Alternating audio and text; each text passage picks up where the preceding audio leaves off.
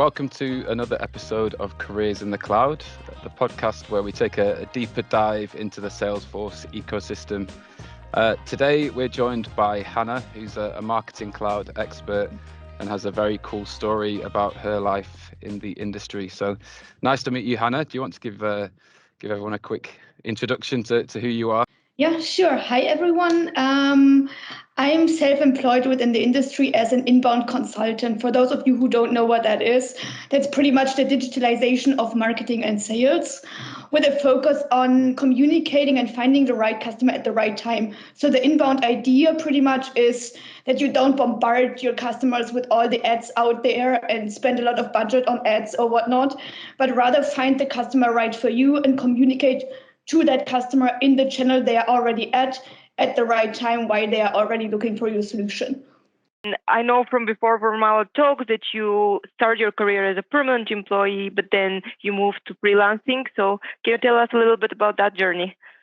Yeah, sure. So I've been working as an employee for about 5 years in total before I started my freelancing career. In the beginning, it was more kind of I finished this huge project with HubSpot and I was looking for the next big thing, and it had to be at least as good as that, which is pretty hard going to Dublin. And like people who know that company, that tech company, it's just like a huge experience. So it was not that easy to find something similar. So what I wanted to do in the meantime was like, okay, let's do freelance. Let's use what I learned. Let's apply my tech knowledge and be an inbound consultant until I find something. And that was in January 2016. Not that I never found anything, but more like I really developed from there, and it took its own turn from like starting with startups and starting with SMEs in the HubSpot world, all the way going into Salesforce and HubSpot, really just to broaden my knowledge and also to not, in the end, I didn't want to be a salesperson for HubSpot. I wanted to be a consultant who my clients can rely on and can like really get value from, and not, okay, you have to use HubSpot because otherwise I can't help you. So I was looking for the next big thing, and the combination was just perfect. Yeah. Okay. Nice. Cool. and making that journey, be it by chance or by design, from moving into being a freelancer, what would you say have been or are the particular challenges that you faced at the beginning that perhaps you still face now? And for people who are maybe considering or are starting out within the freelance contracting world, what tips or what advice can you give to people who are maybe sort of weighing up whether it's the right thing for them? Yeah, so whether or not it's the right thing for him, that's the first question. That's the major question, because it really depends. I want to say on the goal you have. Why do you want to go into freelancing, really? Is it because you want to be remote? Is it because you want to have more free time? Both of those things don't really apply. Well, they do apply for a freelancer, but like that should not be the major goal of it. If you want to have more time, maybe find a part-time job, or if you want to travel, find a remote position, things like that. But being a freelancer, really, you have to wear a lot of hats. You have to be very creative. You have to be multitasking, and especially in the beginning, you have to burn for your idea. Like you have to really believe in the idea, and it can't just be, oh, I want to be a freelancer as a graphic designer, 1 out of 1,000 out there just because I want to feel more freedom. That's not, you might make it for a year, but not in the long run. So really ask yourself, why do I want to be a freelancer, and should I be a freelancer or maybe a remote employee or something like that? And for you then, because as I think you mentioned earlier, you kind of took a contract role or a project role while you're waiting for the next thing, and then after a time you maybe realized, okay, this is the life for me. What was the thing that sort of switched your thinking into being like, this is actually working for me, I'll continue in this vein as a contractor, as a freelancer, rather than always looking for that permanent role and just having something to fill the gap? I don't think there was a specific time. I think in the beginning I would have just made myself very nervous, thinking, okay, this is it, this has to work. Just like be really anxious. And since I didn't believe, okay, that would be it for the next 5 years, I had kind of a more easygoing mindset talking to my clients. So it went naturally from there. That might be also a good tip for people who start freelancing. I think it's really important to like kind of not have a second plan to like jump off from, but like don't be too eager. Don't be like, okay, if this doesn't work in 2 months, I'm gonna skip it. I'm just gonna quit, because it might take a little bit of time. I think the first time this really felt like it's working for me was when I switched from startups to SMEs, because I'm like, okay, well, let's see, because I saw the demand is coming in. I had a website at the time, but I never really needed it. At the moment, it's under construction again because I'm changing my focus a little bit, my positioning a little bit. But I never really needed my website. So people came in and it was really a referral. So I was like, okay, if I can get accounts via referral and I can define myself and I can take this path, let's see how far it takes me. This was really more the idea. It was always, especially in the first 2 years, it was more the idea, let's see how far this can go. And in the Salesforce ecosystem, we know how everybody knows everybody, and it's Yeah, important to work on and they prefer to work on recommendations anyway. yeah. Would you say that being a woman on this market has been harder, easier? How did you feel that journey? Not easier, that's for sure.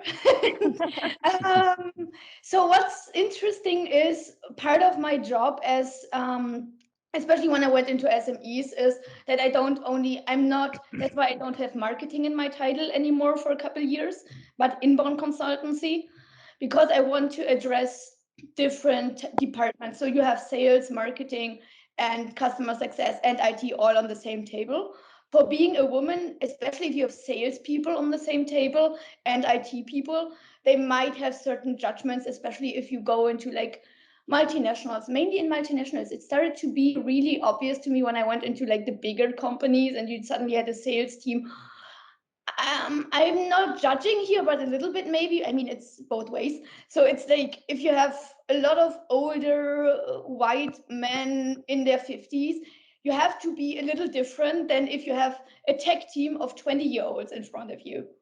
It's Mhm. just like, and I really, really felt this difference. You have to like prove yourself way more. And I had a feeling that I had to prove myself even more than sometimes my male counterparts.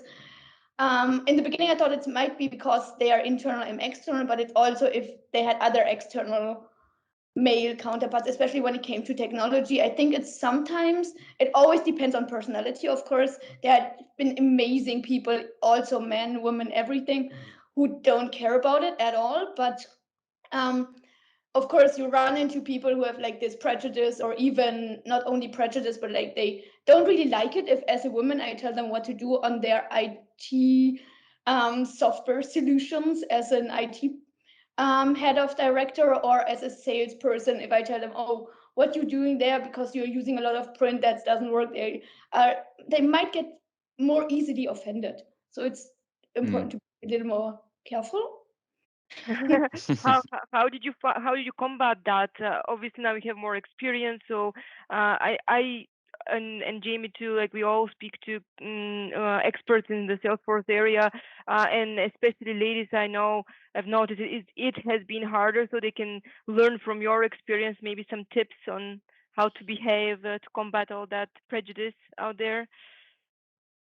I would say take what you have to your advantage, which is communication in my case, and really kind of, I mean, feeling the room sounds a little esoteric, but what I mean by that is really just in the beginning, see, are there people in the room which might be more hard to convince? Maybe go with it to a coffee with them if it's not Corona times, or like maybe ask them to join on a separate call during Corona times. Like really being only online, this has proven to be very difficult. Before, this was really the way I did it. So I would ask them to go for coffee or go for lunch, or just like to break this barrier outside of the group.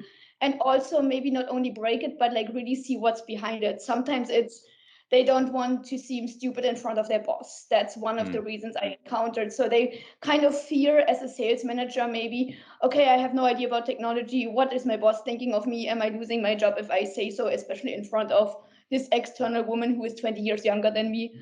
Um, that's one reason. And the other one would be really ego driven. The first one is pretty easy because you can kind of not easy, but like it's easier to communicate and easier to show why you are actually there. You're actually there to help. I'm actually there to like help the team and not to like show off or anything like that. The ego part is more difficult. That it's It, and it really seems that you you have to not only kind of prove your technical knowledge and your capabilities in that way, but actually you need a high degree of kind of emotional IQ and yeah. soft people skills to really you know further your own career and your own development, but actually to engage with the business in general, you really need to be able to understand people and to try and influence and affect things in a positive way from different angles. Sounds like a challenge. Yeah, definitely. Maybe that's also a tip. Don't only look at your department, look at the whole. Like look at all the departments, look at the connections, take every single person and not only the head of the departments, but like every single person. Mhm. In big companies, maybe not everyone, but in small companies, definitely everyone. And in bigger companies, at least the people who are in your project team. And then still look at the whole company. Maybe there is a certain culture which might be affecting your project. And having obviously worked on different size projects within sort of different size companies, do you have? I mean, is there anything that you personally prefer to do? Do you prefer the sort of the smaller organizations to the enterprise companies? And is there anything? Are there different skills that need to be applied when you're dealing with different businesses of different sizes? Yeah, definitely different skills to be applied, that's for sure. I wouldn't say I have a favorite. Actually, my goal is always to have a mix if at all possible. So, for example, have one big project and one or two smaller projects at the same time, ideally not more than three because that might be too much. The difference really here is one, the bigger companies, the decision times. They take way longer until they decide anything. And that's just something that has to be incorporated in the project plan. As the same for SMEs or especially startups, if they tell me right away, okay, we're working on Scrum, you can expect a lot of review rounds. You have to account time for that. So my project plans, I don't have any I want to say standard project plan in place, which I place on my website or place anywhere because I think it always depends on the company. Bigger companies, longer decision time, smaller companies, more time for reviews. So there is a lot of things which are, just by experience. The other thing is the budget. Big term budget. Just because in inbound you also need a budget. I mean, the major goal is to have a lot of organic traffic, but sometimes you need paid the software costs. Like there's all these pre-costs which you just have to have, especially using Salesforce. Um, so that's one of the other things why I like my mix. Sometimes there's a new feature coming out and I think it's amazing, like Salesforce Shield, what just came out was amazing to just handled all the GDPR issues which came up on November last year. I could never ever suggest that to a small client and be like, let's try this. I can't guarantee you it's going to work, but let's just spend a lot of money. But I can do that with a big client. So that's like Yeah. that it comes into have this balance. And that's why I would never, I was thinking about just focusing on either one. But I don't think that's going to benefit my clients. So no. Hmm. And going back to when you started out, how did you decide which clients you were going to go for? You've obviously had a nice kind of mix. I mean, for anybody again who is considering going down the freelance route, how do you select the clients? What kind of process do you go through to secure business for yourself? So in the beginning, it was really startups and tech companies, just because I was in the HubSpot world and that's where it started. It was also mainly the American market, a little bit on the DACH market side, but at the time it was slow, very, very slowly getting there. So it was a lot of English-speaking countries. Britain was a little bit, Ireland was a little bit, and then mainly US. And now it's more SMEs and big corporations. What approach did you take that has eventually kind of worked well for you, having been 5, 6 years as a freelancer? So I really looked at, okay, I knew I had a specific niche, a very, very specific niche at the time. Inbound was a very kind of still small idea at the time. And I was like, okay, let's do tech companies because that's the people who are using it. So I didn't really had a, let's say, choice. For people Hmm. who have the choice, I would say go with your strength. So really evaluate what are you good at. Are you patient? Are you more innovative? Are you more tech driven? What is your major? What are you interested in really? If you're very patient and if you like structure and if you like process and if you just really want to learn and grow with the company and have like clients you have for years ongoing, big companies go for bigger companies.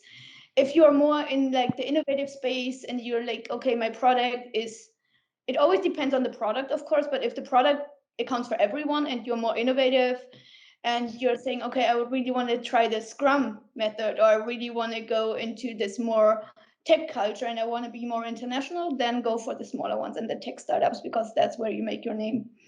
But it depends on your personality there a lot, and it depends on your strength and what you value out of your work. Sure. In Yeah. any case, I think we come back to sales, right? At the beginning, especially when we talk about freelancing, you first need to know how to sell yourself, and then go for the project. So this is something I think we talked about with you earlier as well, that it's important for people who want to get into it. If they're not up for that, maybe it's not the right path for them, because they will always have to win projects, even if on recommendation at the beginning. You need to know your strengths. And the other point I wanted to bring out is the specialization. This is something that we see a lot in the market when it comes, even if it's only from Salesforce down on industries, but even within the ecosystem as different specialties in terms of experts. What do you think about that? Where is it going? Is it more broad? Is it more niche? That's is better? I would say always go niche, especially in the beginning, but actually always go niche. Especially in the beginning, because you need to find your niche, you need to make a name for yourself. And if you make a name for yourself just as a Salesforce consultant, suddenly you have to compete with Capgemini and like all these huge consultancies, and you really don't want to do that. Plus, you really cannot do that. Mhm. So find your niche, find your market, find your first clients, find your first reviews, and take it from there. And then you can see, maybe you broaden your niche and then you find a new niche, or you just broaden your niche. I think I'm not as niche as I was in the beginning anymore.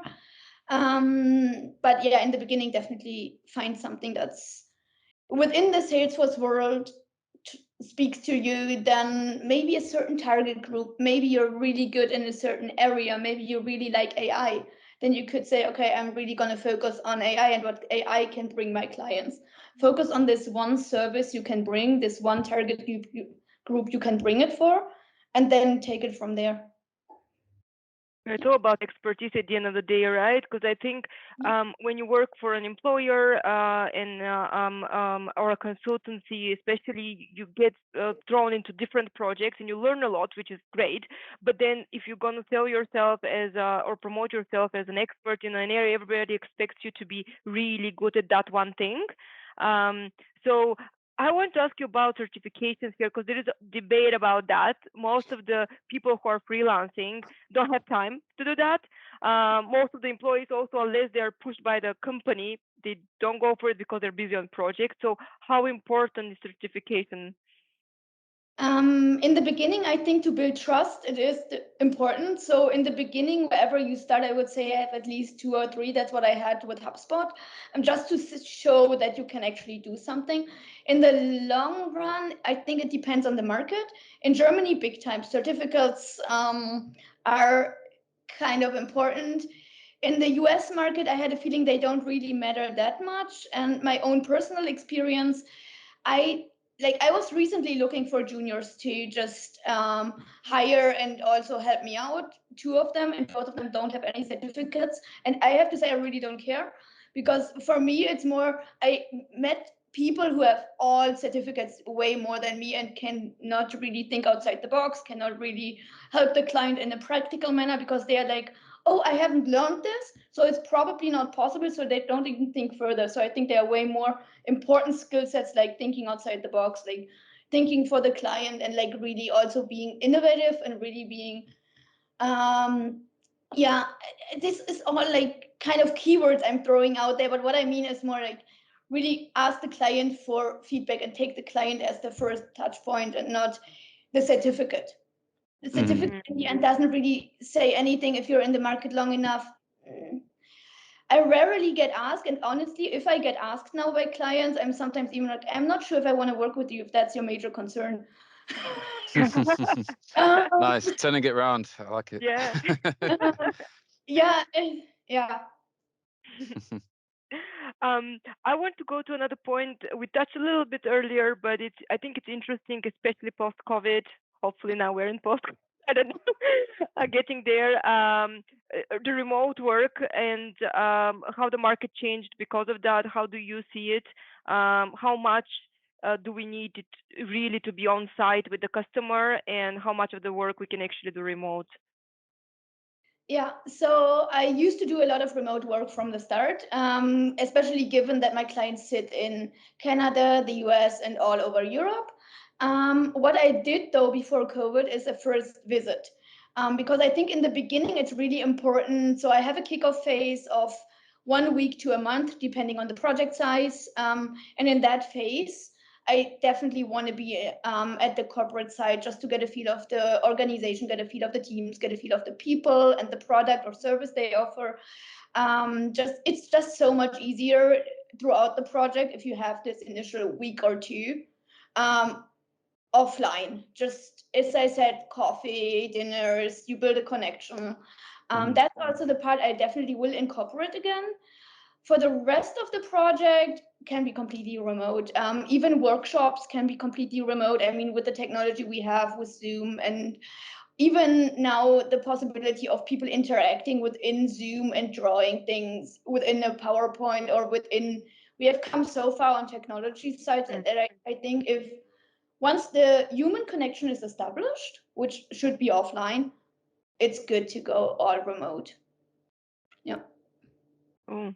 Yeah, that's interesting. I mean, we've got Alice, you're in Bulgaria, Hanna, you're in Germany. I'm in a rainy back garden in England. So I think, yeah, we're kind of proof that you can do your job and you can engage with people remotely. Yeah, I think it's probably the only kind of positive that's come from the COVID period is that there is that freedom now, and companies are the companies that are recognizing that and allowing that to continue. I think are the ones that will keep happier people on board for sure.